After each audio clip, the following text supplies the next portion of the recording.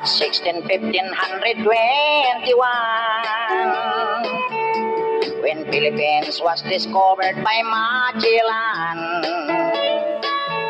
They were sailing day and night across the big ocean until they saw a small Limasawa Island. Magellan landed in Limasawa at noon. The people met him very welcome on the shore.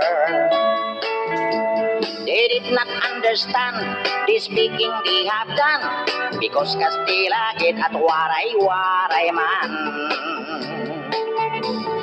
When Magellan landed in Cebu City, Raha Humabon met him, they were very happy.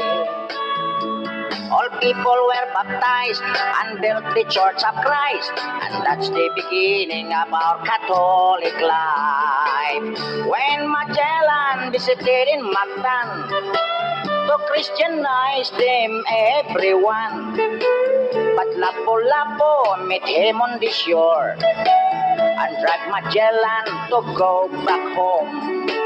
Then Magellan got so mad, ordered his men to come up flats. Mactan Island we could not grab, cause Lapu-Lapu is very hard. Then the battle began at dawn, bolos and spears versus guns and cannons. When Magellan was hit. Welcome to Global Money Talk. We are absolutely delighted to be here today with Nick Bonsack, who is let's see if I get this right, President of Strategas Securities and CEO of Strategas Asset Management. I am. It's a pleasure to be here. It's great to have you on. And, certainly at this time, I guess if you're in the markets like we are, it's the time that tries men's soul. I mean, what are your clients asking or calling about?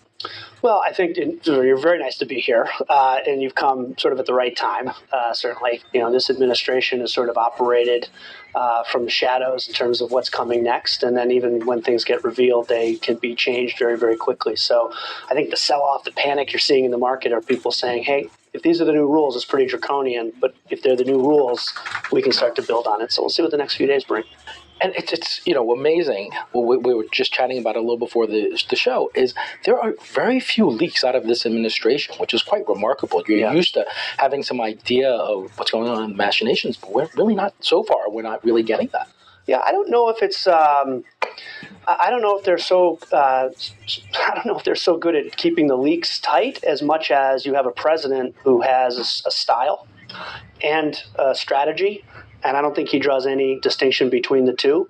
And so I think a lot of the details on things like this are sort of uncertain until the very last minute, until the president signs off on them. I think everyone's got a plan, and it's really his plan that prevails at the end of the day. I remember in his first term, people would say, whoever got to him last got the policy that he wanted. There's so much, sort of indecision and volatility within 600 Pennsylvania that there's nothing to leak. So I think you might have just hit it on the head right there. It's a little hard to run a a government that way, I think, in some ways, but sure keeps everybody on their toes. I mean, I agree with you, but I would draw one distinction in the second term from the first term. In the first term, I think they were trying to figure out how Washington works.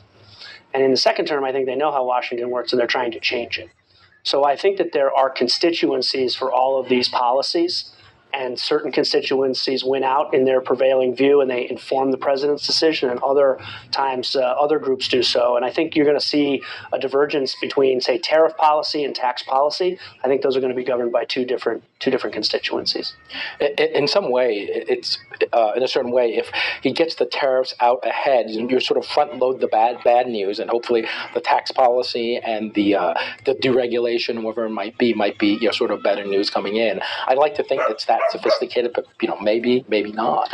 Well, it might be an attempt at that level of sophistication, but they've certainly increased the degree of difficulty in pulling that off. If you go back to the first term, they did the tax cuts up front. Certainly we're negotiating towards a conclusion on that, and long drawn-out process with the Chinese, only implemented the tariffs quite late in the game, only got to an end game on